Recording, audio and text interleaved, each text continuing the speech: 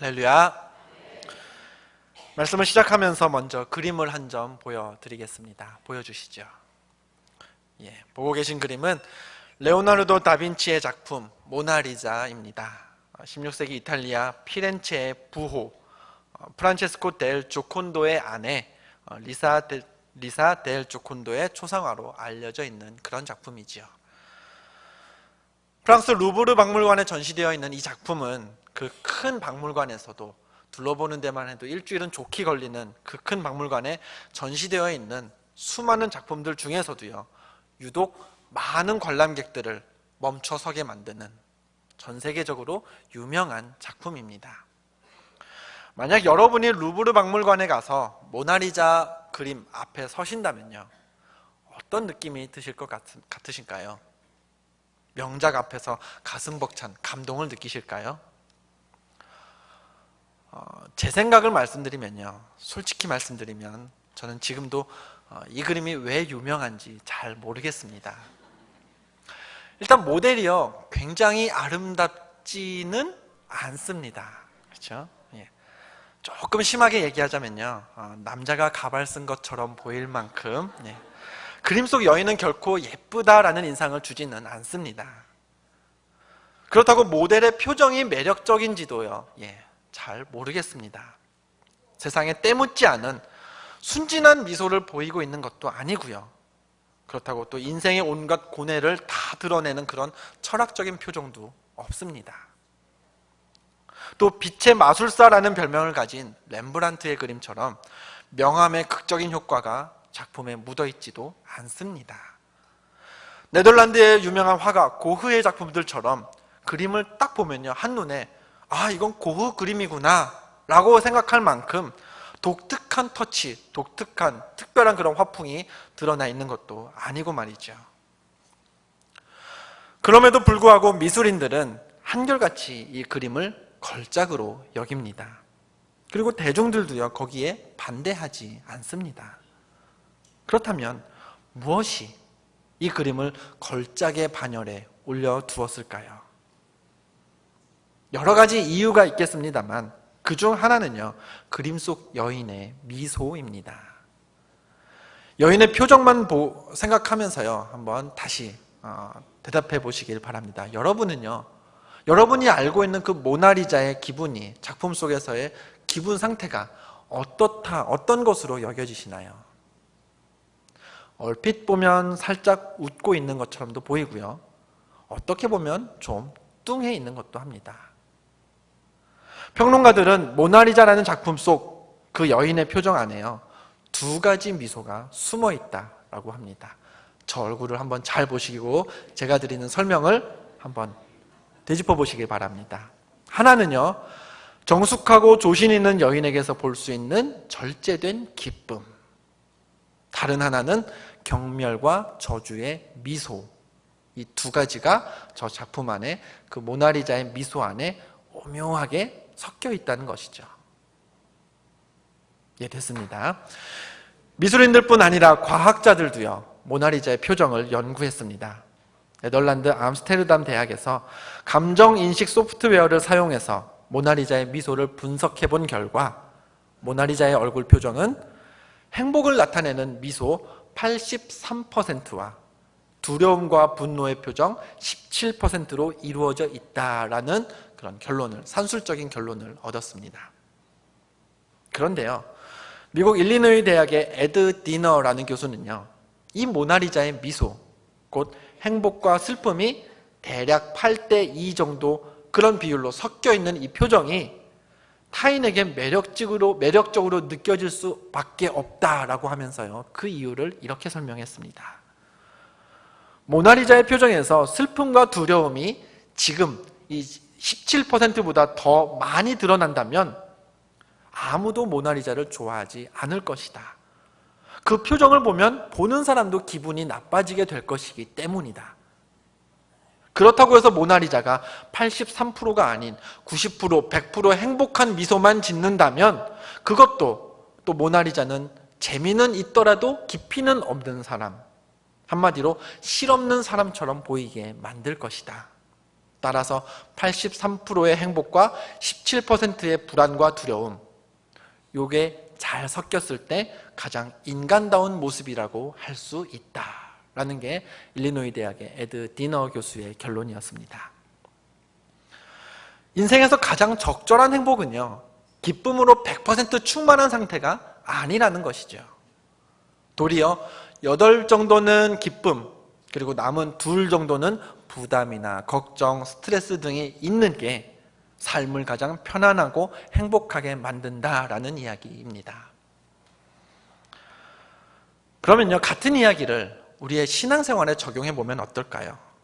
만약에 우리들의 기도가 100% 다 응답된다면, 우리 뜻대로 말이죠, 우리에게 필요한 물질, 만남, 정보 등등이 매일매일 100% 우리가 원하는 대로 제공이 된다면, 또 교회 안에서 모든 성도들의 관계가 100% 사랑만, 관심만, 기쁨만 넘친다면, 그럼 우리들의 신앙생활이요, 신나고 행복하기만 할까요? 우리가 믿는 하나님은 우리가 사도신경을 통해서 고백하는 대로 전능하사 천지를 만드신 하나님, 즉 전능하신 하나님입니다. 때문에 전능하신 하나님을 믿는 우리에게는요, 하나님을 향한 기대가 있습니다. 그리스도인이라면 누구나 내 삶에서 필요한 일들이 전능하신 하나님의 도움에 힘입어서 모두 다 이루어지기를 원하고 있는 것이죠. 슬픔과 두려움이 싹 사라진 100% 기쁘고 즐거운 인생, 영적으로 또 물질적으로 궁핍함이 없는 100% 만족스러운 삶, 모든 관계가 화목하고 사랑이 넘치는 100% 아름다운 관계, 이런 삶을 두고 기도하면요, 전능하신 하나님이 이루어 주시리라는 믿음이 우리 안에 다 있기 마련입니다. 문제는 그게 정말 가능하냐는 것이죠. 13세기 중세 유럽에는요, 하나님의 전능함이라는 속성에 의문을 던졌던 사람이 있었습니다. 이탈리아 출신의 신학자 토마스 아퀴나스라는 사람입니다. 사진으로 보는 이 사람 토마스 아퀴나스가 주장하기를, 하나님의 전능하심을 단순한 힘과 능력의 관점에서만 생각하다 보면 답도 없고요, 또 풀리지도 않는 문제가 발생할 수밖에 없다라고 이 사람이 주장했습니다. 그리고 이런 점을 전능의 모순이다라고 용어를 붙였죠. 예를 들면요, 이런 경우입니다. 하나님은 전능하시기 때문에 무엇이든지 뚫을 수 있는 창을 만들 수 있으십니다. 믿으시나요? 불가능할까요? 하나님이시라면 가능할 겁니다. 그 누구도 그 어떤 물질도 막을 수 없는, 대기만 하면, 찌르기만 하면 뚫리는 무적의 창, 하나님이라면 만드실 수 있을 겁니다. 또 하나님은 어떤 창도 뚫을 수 없는 무적의 방패도 만들 수 있습니다. 이 역시 하나님께는 불가능한 일이 아니겠지요. 그렇다면 하나님이 만드신 이 2가지 무기, 무엇이든 뚫을 수 있는 창과 그 어떤 창도 뚫을 수 없는 방패가 서로 부딪히면 누가 이길까요? 누가 이길까요? 창이 이기든 방패가 이기든 결과는 똑같습니다. 결국에 하나님은 전능하지 못하신 분이 되고 마는 것이죠. 창과 방패 중에 무엇 하나는 하나님이 세우신 애초의 목적을 달성하지 못하게 되고 말기 때문입니다. 언뜻 들으면 어려운 얘기 같지만요, 사실 전능의 모순, 이것은 우리 주변에서 자주 일어나는 일입니다.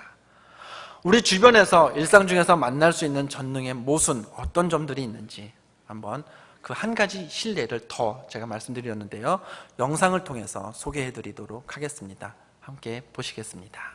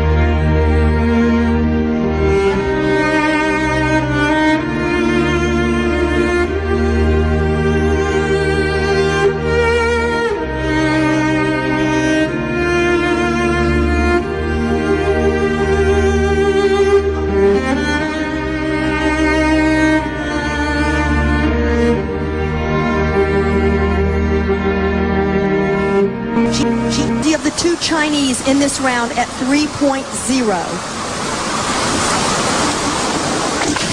it going to be good enough to get the gold medal?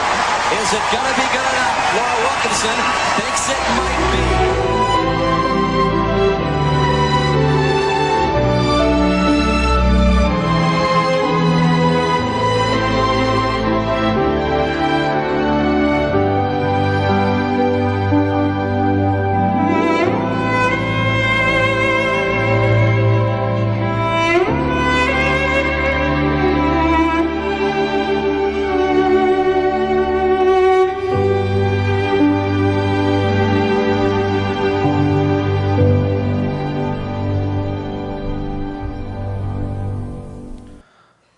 어느 성도님 분이 저에게 핸드폰으로 이 동영상 링크를 보내주셔서 제가 작년쯤 이 영상을 보았던 것 같습니다. 아마 저뿐 아니라 보신 분들이 많이 계시리라 여겨집니다.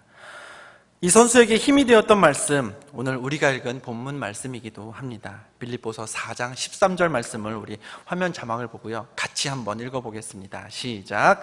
내게 능력 주시는 자 안에서 내가 모든 것을 할 수 있느니라. 아멘. 내게 능력 주시는 자 안에서 내가 모든 것을 할 수 있다라는 말씀, 유명한 말씀이죠.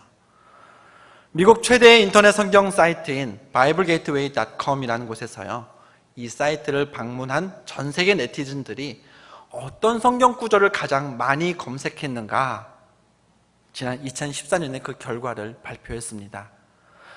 1위를 차지한 말씀, 어떤 말씀이었을까요? 요한복음 3장 16절 말씀이었습니다.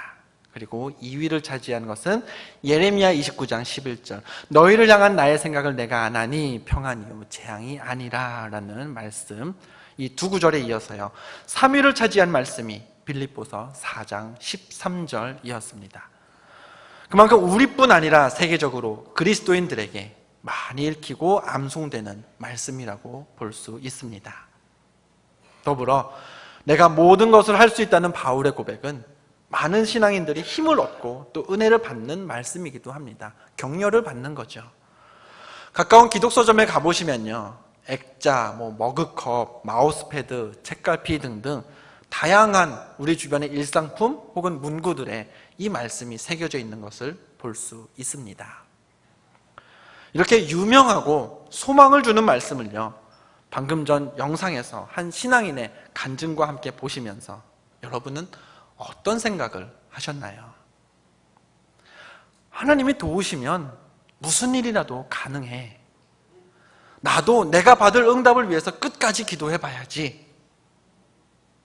그런 믿음과 간절함 속에서 하나님께 구하시면요, 하나님 응답하시리라 믿습니다. 문제는요, 이런 경우입니다. 만약에 미국 그 로라 윌킨슨 뿐만이 아니라 중국 선수도 예수 그리스도를 믿고 기도했던 사람이었다면 어땠을까요? 그 선수도 하나님께 금메달을 놓고 간절히 기도해 왔었다면, 그럼 그에게도 하나님은 동일하게 전능하신 모든 것을 이루시는 그런 하나님이셨을까요? 여러분의 자녀가요, 늘 학교에서 1등을 놓치지 않았는데 어느 날 5등 하던 다른 친구에게 1등 자리를 빼앗겨 버리면 그때도 자녀와 함께 얘야, 하나님은 전능하시단다 라고 여러분 고백하실 수 있겠습니까? 극적으로 금메달을 목에 걸었던 로라 윌킨슨에게 하나님은 분명히 모든 것을 할 수 있게 도우시는 분이셨습니다. 하지만 중국 선수가 하나님을 믿고 따랐다면 그에게 하나님은 기도하며 열심히 준비하고 연습해왔음에도, 그럼에도 불구하고 열매를 주시기는커녕 거두어 가시는 분이 되는 셈이었죠. 그가 고백하는 하나님은 결코 전능하신 하나님도 모든 것을 이루게 하시는 하나님도 아닌 게 되는 셈이었습니다. 빌립보서 4장 13절 말씀은 은혜롭고 소망을 주는 말씀입니다. 많은 크리스천들이 이 말씀으로 힘을 얻는 게 사실입니다. 물론 저 역시 말씀의 능력을 부정할 생각은 없습니다. 그러나 이 말씀을요, 곧이곧대로만 받아들이면 가장 큰 문제는 신앙생활 하다가 하나님 때문에 낙심하게 되는 경우가 생긴다는 점입니다. 내가 하나님께 기도하고 구했음에도 불구하고 모든 것을 할 수 있지 않게 되면, 그러면 이 은혜로운 말씀이 거짓말로 치부되고 믿기지 않는, 하나님은 전능하지 않으신 분으로 여겨질 때가 생기게 되는 거죠. 더 안타까운 사실은 살다 보면요, 그런 이유로 이 말씀이 믿기지 않는 이유가, 하나님은 모든 것을 하실 수 있다는 그 말씀이 거짓말로 여겨지는 경우가 생각보다 더 많이 있다는 점입니다. 왜 내가 하나님 믿었는데 실패합니까? 왜 내가 기도하면서 준비했는데 잘 안 되는 겁니까? 왜 하나님은 전능하신데 난 1등 못하고 5등 해야 되는 겁니까? 이와 같은 질문들이 우리 삶에 쌓이고 쌓이다 보면요, 결국 전능하신 하나님을 내가 믿습니다라는 우리의 신앙 고백도 흔들릴 때가 오고 맙니다. 그렇다면 내게 능력 주시는 자 안에서 모든 것을 할 수 있다라는 이 말씀, 우리가 어떻게 이해하고 어떻게 받아들여야 할까요? 신약 성경에는요, 바울이 기록한 4편의 4가지의 옥중서신이 있습니다. 에베소서, 골로새서, 빌레몬서, 그리고 오늘 본문이 있는 빌립보서가 바울이 감옥에 갇혀있던 시절에 기록했던 옥중서신에 포함되는 글입니다. 바울이 어떤 사람이었나요? 그는 신분상으로 로마 시민이었습니다. 노예나 종이 허다했던 그 고대 사회에서 정당하게 자신의 권리를 주장할 수 있는 강대국의 시민이었습니다. 지식적으로도요, 바울은 당대의 유명한 스승에게서 배웠던, 알 만큼 아는 사람이었습니다. 또 교회에서는 유대 지역과 아시아, 그리스에까지 여러 지방의 교회를 세웠던, 교회에서 영향력 있는 그런 사람이었죠. 이런 바울이 지금 어디에 있나요? 감옥에 갇혀 있습니다. 빌립보 교회 성도들, 그 사람들을 포함해서 바울 주변의 사람들은요, 이구동성으로 바울을 염려하면서 이렇게 반응했을 겁니다.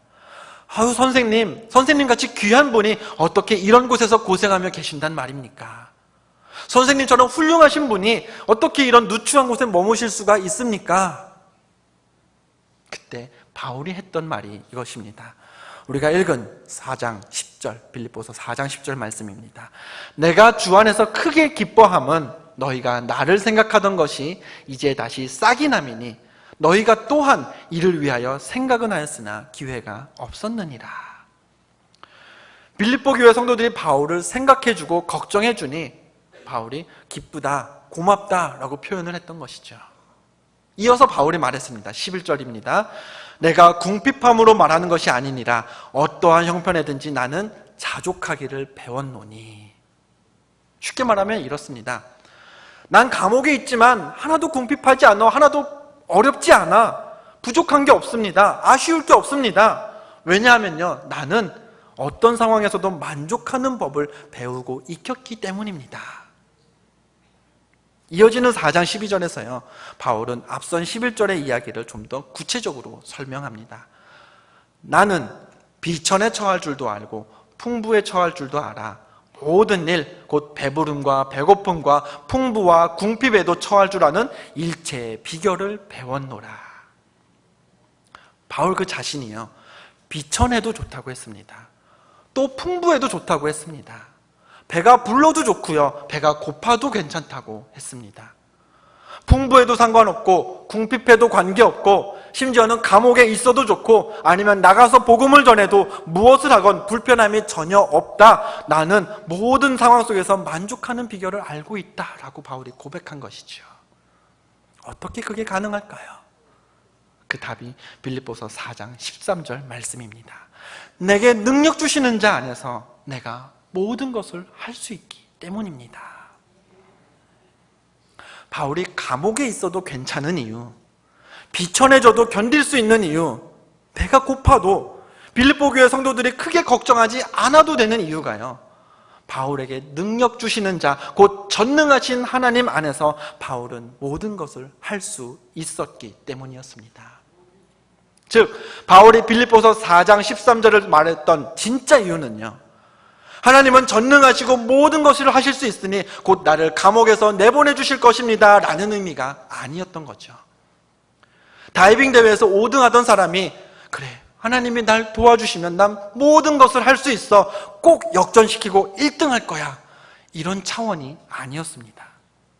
물론 그렇게 역사하시는 하나님을 통해 은혜를 받는 것도요, 성령께서 하시는 일이지만 바울의 진짜 마음은 그게 아니라 오히려 바울처럼 세상에서 하나님 일에 최선을 다하던 사람, 그런 훌륭한 사람이 어느 날 갑자기 억울하게 감옥에 갇혀도, 혹은 저 사람은 분명히 1등 할 거야 라고 모두가 예상했던 사람이 어느 날 갑자기 5등으로 떨어져도 그래, 난 5등도 할 수 있어, 난 하나님 안에서 모든 걸 할 수 있거든, 난 감옥에 있어도 괜찮아, 하나님이 내가 모든 걸 할 수 있도록, 감옥에서도 지낼 수 있도록 도와주시거든. 이게 빌립보서 4장 13절의 진짜 의미였던 것입니다. 이게 바울이 난 모든 것을 할 수 있다, 하나님 안에서 라고 말한 진짜 이유였던 것이죠. 그리고 빌립보서 4장 13절에 담긴 바울의 고백을 이렇게 이해하면요, 하나님의 전능하심은요 결코 모순되지 않습니다. 하나님께서 바울을 사용하셔서 온 세계에 복음을 전파하셨던 것처럼 바울을 감옥에 머물게 하신 것도 누구신가요? 전능하신 하나님이 하신 일인 겁니다. 또 주목받지 못했던 다이빙 선수가 기적적으로 금메달을 목에 거는 것도 하나님이 하신 일이지만, 누구나 우승하리라 예상했던 선수가 1등을 놓치고 떨어지는 것, 그것도 사람이 할 수 없는, 똑같이 전능하신 하나님만이 하실 수 있는 일이 되기 때문입니다. 여러분은 전능하사 천지를 만드신 하나님을 믿으십니까? 내게 능력 주시는 자 안에서 내가 모든 일을 다 할 수 있다라고 믿으십니까? 그렇다면 한 가지를 더 여쭙겠습니다. 여러분이 생각하시는 그 모든 것은요, 무엇인가요? 1등을 할 수 있다면, 꼴등도 할 수 있다는, 승승장구할 수 있다면 미끄러질 수도 있다는, 인정받고 높아질 때가 있다면 낙오되어서 외면당하고 낮아질 때도 있다는, 정말 말 그대로의 그 모든 것입니까? 아니면 낮아지고 떨어지고 잃어버리고 버림받는 것은 전혀 생각지도 고려하지도 않는 1등, 우승, 성공, 부유, 풍족, 칭찬, 이렇게 높아지고 위로 올라가려는 한쪽 방향만 생각하는 그런 반쪽짜리의 모든 것입니까? 바울이 말한 그 모든 것을 어떻게 이해하느냐에 따라 우리의 신앙이 달라집니다. 바울처럼 모든 것이라는 단어에 낮아지고 실패하는 것까지 포함시킬 수 있느냐? 아니면 하나님의 능력을 가지고 더 높아지는 것, 더 성공하는 것만 모든 것에 포함시키느냐? 거기에 따라서 우리의 신앙의 차원이 달라지는 것이죠. 그 차이가 어디서 나타날까요? 모든 것을 할 수 있게 하신다는 하나님의 힘을 빌어서 1등만 하려는 사람, 성공만 하려는 사람, 높이만 오르려는 사람은 1등을 하지 못했을 때 하나님을 의심하게 됩니다. 성공하지 못했을 때 하나님을 원망하게 됩니다. 그리고 높이 오르지 못하면요, 낙심하고요, 실망하고 슬퍼합니다. 도대체 하나님은 내 기도를 들으시는 것인지, 들으신다면 왜 응답하지 않는 것인지, 믿음이라는 것, 신앙이라는 것에 의구심을 갖게 되죠. 그리고 모든 교회가 하나님은 전능하신 분이십니다 라고 고백하고 아멘할 때 그 사람은 아멘으로 답하기를 주저하게 될 것입니다.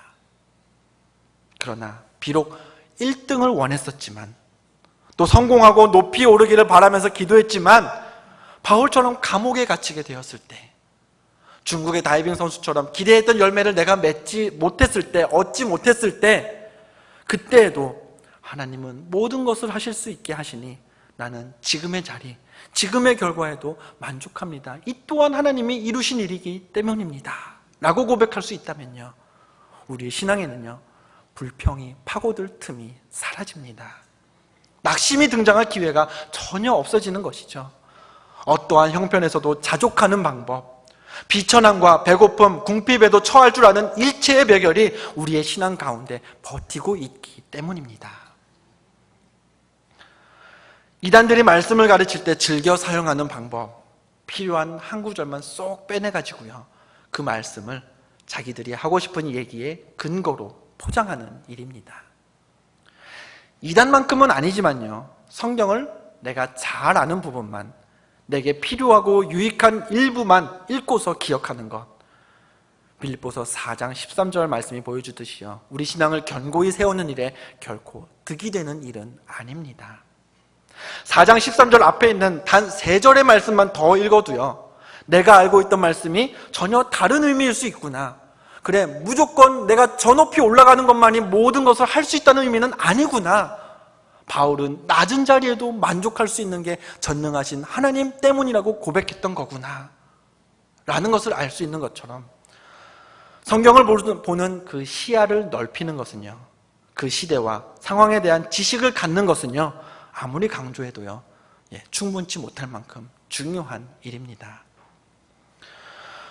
오늘 이 시간에 성경신학원 개강 예배죠. 그래서 마음 먹고 홍보하려고 합니다.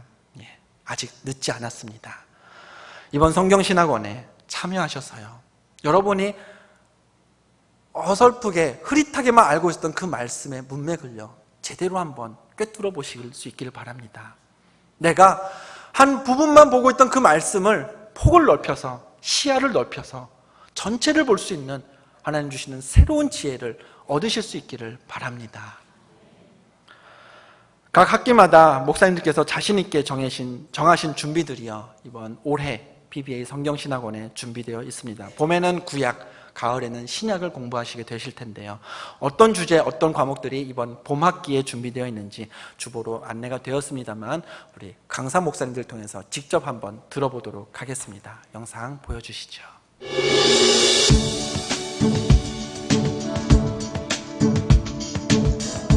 욥과 함께 만나는 하나님을 맡은 고성민 목사입니다. 저와 함께 욥기를 공부하실 텐데요, 신앙생활하는 사람들이 삶에서 마주하는 고통과 시련을 어떻게 이해해야 하는지, 그리고 하나님은 어떤 분이신지 배울 수 있는 좋은 기회입니다. 지금 등록하셔서 저와 함께 공부하시죠. 여러분들 산에 오르시면 어떤 풍경을 보실 수 있으실까요? 평소에 내가 보았던 이웃들, 주변들 하나하나 자세하게가 아니라 내가 살던 그 주변의 모습들이 어떤지 전체적인 모습들을 새롭게 보실 수 있을 겁니다. 구약의 산을 오르다 우리가 그동안 보았던, 읽어왔던 말씀들 하나하나 구절이 아니라 구약에 대한 전반적인 새로운 하나님의 모습들을 보게 되시리라 믿습니다. 저와 함께 하시죠. 희망을 꿈꾸는, 소망을 바라는 우리 많은 이들에게 정말 출애굽의 여정을 통해서 하나님의 놀라우신 은혜의 섭리가 어떤 것인지 함께 나누고자 합니다. 많은 이들이 희망을 꿈꾸고 희망을 기대합니다. 그러나 그 희망과 꿈은 우리와 함께하고 있습니다. 또 우리에게 있습니다. 여러분, 그 은혜의 여정 속에 저와 함께 깊이 공부하는 시간이 됐으면 좋겠습니다. 많이 와주세요. 구약의 5번째 복음서라고 일컬어지는 그런 성경책이 있는 걸 아십니까? 바로 이사야 말씀입니다. 예수 그리스도의 그 행하심과 성품과 그리고 예수 그리스도의 고난 등의 많은 기사들이 바로 이사야 가운데 숨겨져 있습니다. 이번 PBA에 꼭 신청하셔서 함께 들으신다면 구약에서도 예수님을 만날 수 있는 그런 기회가 될 것입니다. 기다리겠습니다.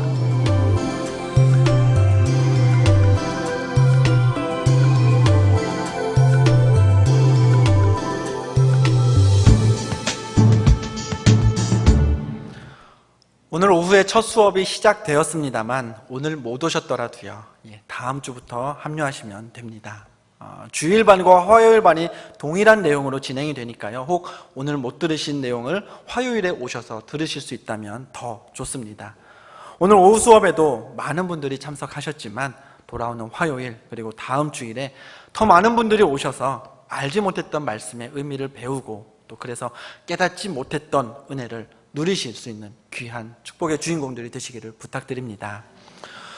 우리의 생각과는 달리요, 성경에서 말하는 하나님의 능력이라는 것은 낮은 곳에 처하는 능력, 실패해도 견디는 능력, 궁핍함 속에서도 하나님만으로 만족하는 그런 능력을 의미할 때가 더 많습니다. 말씀을 배우고 익히는 일에 참여하셔서요. 말씀의 표면에 드러난 하나님뿐 아니라 그 이면에 담긴 독생자를 세상에 보내신 하나님, 십자가를 지신 예수님을 더 많이, 더 자주 떠올리실 수 있게 되기를 부탁드립니다. 그리하여 내가 남들만큼 높아지지 않을지라도, 남들만큼 배부르지는 못할지라도, 또 남들만큼 부유하지는 못할지라도 바울처럼 내게 능력 주시는 자 안에서 내가 모든 것을 할 수 있다. 높아지는 것도 좋지만 그러나 지금 이 자리에서도 나는 살 수 있는 능력이 내게 능력 주시는 자 안에서 내가 받았다 라고 고백하며 사실 수 있는, 그렇게 고백하는 삶의 주인공들 되시기를 주님의 이름으로 간절히 축원드립니다. 기도하겠습니다.